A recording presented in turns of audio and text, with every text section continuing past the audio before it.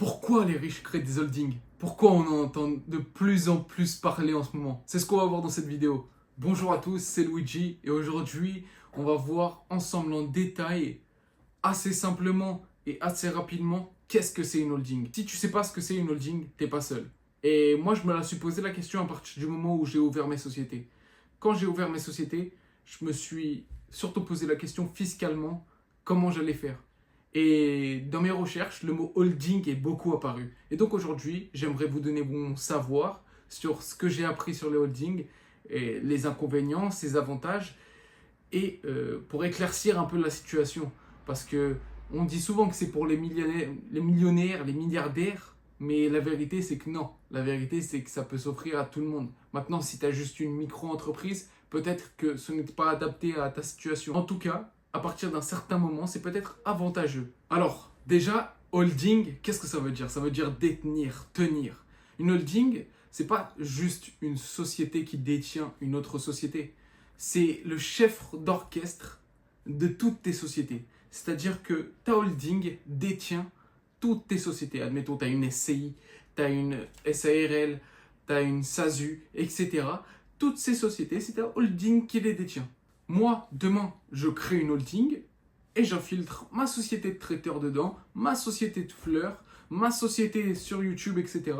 J'ai pas encore de société sur YouTube, mais dans l'idée, voilà. Et toutes ces sociétés sont regroupées et sont détenues à 100% par ma holding.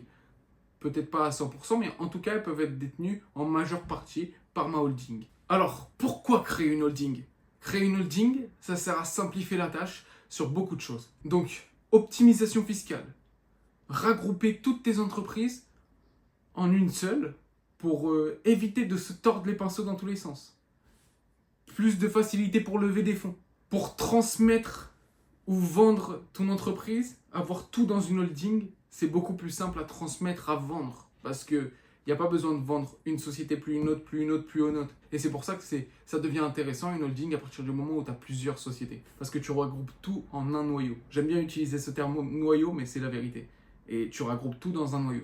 Le truc le plus intéressant dans une holding qui, moi, me fait avoir le symbole du dollar dans les yeux, limite, je rigole bien évidemment, c'est que tu peux faire circuler ton argent dans toutes tes entreprises et c'est que toi qui le gères.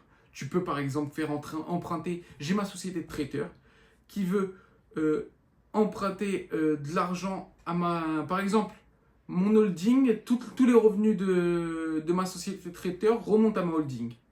Cet argent-là, un jour j'ai besoin d'un prêt pour ma société de traiteur. Et bah, je demande un emprunt à ma holding me prête l'argent et moi je lui verse les intérêts à ma holding. Mais au final, ce circuit, même plus besoin d'aller demander un prêt à une banque. Admettons, tu as beaucoup d'argent sur ta holding, tu crées une SCI, et bah ton argent de ta holding peut être prêté à ta SCI et ta SCI rembourse tous les mois à ta holding. Et au final, c'est un circuit fermé. C'est un circuit fermé parce que tout mon argent revient toujours à moi. Pas directement à moi parce que une holding, c'est pas une société qui te détient comme une auto-entreprise, mais indirectement, c'est quand même ton entreprise. Vous voyez ce que je veux dire? Alors, on va pas se mentir, il y a aussi des inconvénients. Il faut payer plusieurs comptas. Il faut faire en sorte que tout soit dans les règles. Et il faut comprendre aussi bien les montages qu'il y a à faire pour que l'optimisation fiscale ainsi que tous les autres convénients qu'on a lancés plus tôt, et bah, soit réellement optimisable et que ça nous serve vraiment de levier. Mais si tu as vraiment des ambitions d'entrepreneur, c'est plus une étape logique qu'une étape juste de petit richou qui fait son caprice. Vous voyez ce que je veux dire? Avec tout le respect pour les riches. Attention. Bon, voilà, on a simplifié au maximum de ce que c'est une holding, donc tenir, détenir d'autres sociétés et regrouper tout, avoir une optimisation fiscale. Bien évidemment, il faut connaître bien les montages à connaître et ne pas se laisser submerger et faire des erreurs en ne pas connaissant bien tous les droits et les lois qu'il y a à travers les holdings. Maintenant, moi, j'envisage sérieusement de peut-être ouvrir une holding dans les années suivantes. Enfin, c'est même pas peut-être, c'est je vais ouvrir une holding dans les années suivantes en fonction de la fructification aussi de mon business, etc. mais c'est que question de temps. En tout cas, voilà, j'espère que vous avez tout compris. Si vous avez des commentaires, que vous connaissez encore mieux les holdings que moi, n'hésitez pas à mettre dans les commentaires ce que vous savez et ce que vous pouvez apporter à la communauté et à tous les gens qui s'intéressent à ce sujet comme information.